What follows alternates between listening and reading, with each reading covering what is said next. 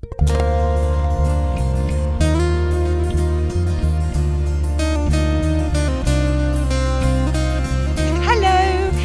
the 14th of March today, and it's the first time I've actually been back onto the allotment this year. I did work last year up until the kids broke up for Christmas, and then I've been so busy, or the weather's been awful, or too cold, so I've sort of popped up to see if there's anything to harvest, but I haven't actually done any work up here, so it's kind of been left to its own devices. To be honest with you, it's not that bad. There aren't that many weeds about, so I'm really quite pleased actually. But it's a beautiful day today.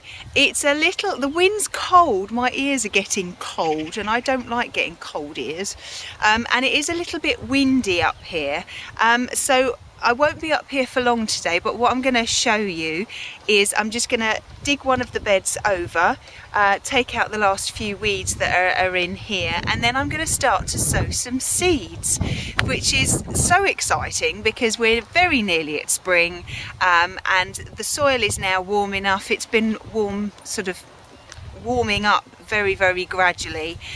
We are still due a few cold nights, but this week apparently is supposed to be quite good, so fingers crossed the temperature's going up and we won't get any more frosts, but we will soon see. So let's get started, shall we?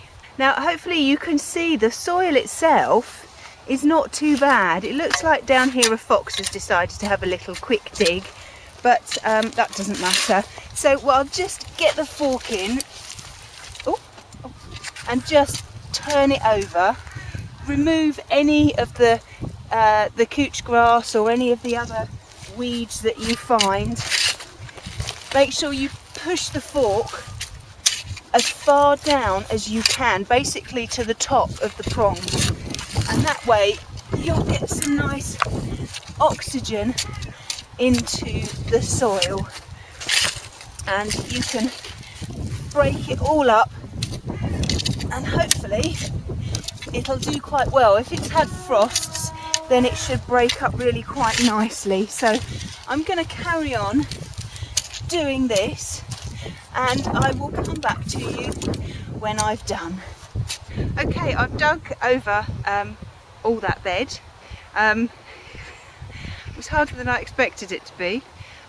When you come back down to the allotment, or I tend to find this when I come back down to the allotment after the winter break, you have to kind of work up to it, because you forget how much exercise it takes. So yes, you have to sort of work yourself up over a course of a few weeks, but I've done it, so I'm very proud of that. Now the first thing I'm going to sow are some radishes. Radishes can be sown March all the way through till September. You have to be very careful when you plant them and sow any in the summer, because they need watering an awful lot more. If you don't water them enough when it's very, very hot, then they will go very woody and they'll bolt very quickly. So I personally tend to find that the ones I sow at the very beginning of the season are always the best ones. Now I've got lots of different ones here. I'm only going to sow one row today.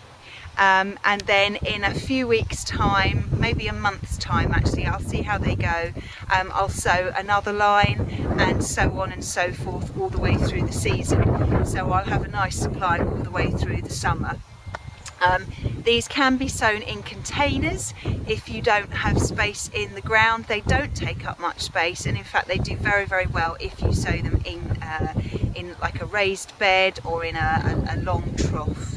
They don't need much depth to go down, or some of them do. Some of the ones I've got here are actually quite long, but you can buy the round ones, which you only need a depth of about 6 inches.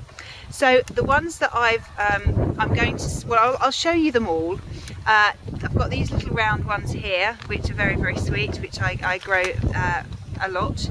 I've got some black Spanish radish there, which did very, very well last year. I've got some long white ones here, and I love these ones. These are just gorgeous. I grew those last year. They're called Bright Lights, and they come in all sorts of different colours. They're fabulous. And these ones I got from Spain, and these are long ones, long red ones. So I'm going to use the ones that the packets are open to start with. So I'm going to sow these little ones here. These are little round balls. So I'll just show you how to sow those. So you can see that I've dug it over, or the soil over. There's still a few fairly sizable lumps in here. The bits around the outside have actually gone a little bit stodgy, so just be aware of that when you're sowing the seeds. Now, all you need to do, put your line down so that you get a lovely straight line of radishes, and then we just need to just dig a little trough, just a tiny little trough, okay, to lay our seeds in. It doesn't need to be particularly deep, about 1/2 inch deep to 3/4 of an inch deep.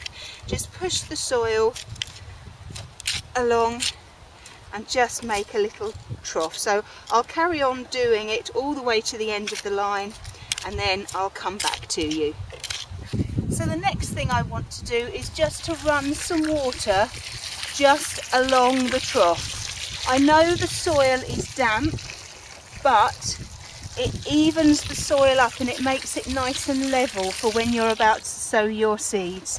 So you don't need to put a huge amount down. When you've done that, just wait for it all to soak through. If there are still any large lumps, just remove them. So what we have now is a nice even trough to sow our seeds in. So let's get them out and start sowing. Don't make your row too long.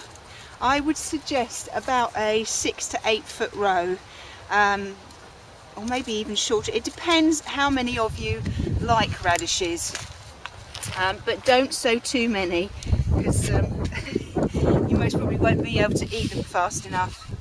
So I'll most probably end up putting all of these in. Ooh, it's quite windy, I don't want to lose any of these. So these are the radish seeds. It's quite windy up here, so I've just lost some. But all I'm going to do is sprinkle them in the little trough. So just take a pinch with your finger and thumb, and then gently move your finger. Oops, there goes the watering can. And just let the radish seeds just fall gently onto the soil. Now, once you've sprinkled your radish seeds all along your line, all you need to do now is to very gently cover the seeds with a little bit of the soil. Just bring it straight back over and cover them up. Now, it is windy out here. And as you saw, I lost some seeds. I'll never find those. So having wetted the soil beforehand actually means that the seeds will stick to the soil, so as you're sowing them, so that they won't get blown away. So that's another good thing. And also the seeds come directly in contact with some water, so hopefully they'll start to grow. So I'll just cover these up and then I'll show you what to do next. Now the next step is very, very simple. All you need is 2 short sticks. You need to put 1 stick at each end of the line. That way you know where the line is, and when you're watering you can you have a guide of when to do it, where to water, and also a label, because obviously you need to know what's going to come up, and so we'll put those in. And then that's the radishes done, and I will keep you updated with their progress and show you how they grow. Now the other seeds that I'm going to sow today is some spinach. I'm sure I've sown spinach years and years ago, but obviously now I've got chickens, they'll absolutely adore it. So, well, I hope they will anyway, but then I like spinach anyway. I've got 2 varieties of spinach here. I've got Samish, which looks like they're fairly small leaves. Apparently you pick as baby leaves, or you let grow to quite large.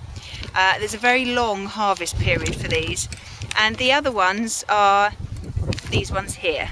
Okay, it's classed as a true spinach, and if you are in very hot, a very hot area, apparently this does very well. We get hot spells, so I'll just have to see, but I'm going to sow one row of the Samish first, and then in a few weeks time then I'll sow another row, and I will keep sowing them successively. You can sow these straight outdoors. You don't need to start these in a greenhouse or in a cold frame, and sow them March all the way through till September. Okay, so let's get sowing. So just like the radish that we've just sown, we need to put a line down. You can sow this in a block if you want, or in a container, it would do absolutely fine, but I'm going to grow it outside. So all you need to do is just exactly the same as we did with the radish. Put the line down and then make a little trough. There's a very large stone there, I'm going to get rid of that. Okay, so just a little trough about ½ an inch deep, and then we need to water the trough that we've made. Now once the water has soaked through, then we just need to sprinkle on our seeds. Now these, I'll try and show these to you before they blow away. These are the spinach seeds, just there. They're quite large, but even in this wind they will blow away. So we'll just sow these fairly close to each other. Not freakishly close, but you know, give them a bit of space, because we all like a bit of space. And this packet has about 250 seeds in, so I should think I would most probably use about half of the packet here. So I'll just carry on sowing them. I guess if you wanted me to say how far apart to put them, I would say about an inch, between ½ an inch and an inch. And then all we need to do now is to just very carefully cover the seeds up just with a little bit of soil, so that they're about ½ an inch down. Just smooth it off, and then put a couple of sticks in the end of each line, like we did with the radish, and a little label. Well, I think that'll be it for down the allotment today, apart from I might do a little bit more digging before I go home, but it's actually getting the wind is cold and my ears are getting cold, and I don't like getting cold ears. I really should have worn my woolly hat. I'll have to get that out, and my hands are getting cold as well, and I don't like getting cold. So I'll do a little bit more digging, and then I think I'll pootle home, but hopefully I'll be down here in a couple of days time, and I'll show you what I will be doing then. So I look forward to seeing you then. Bye bye.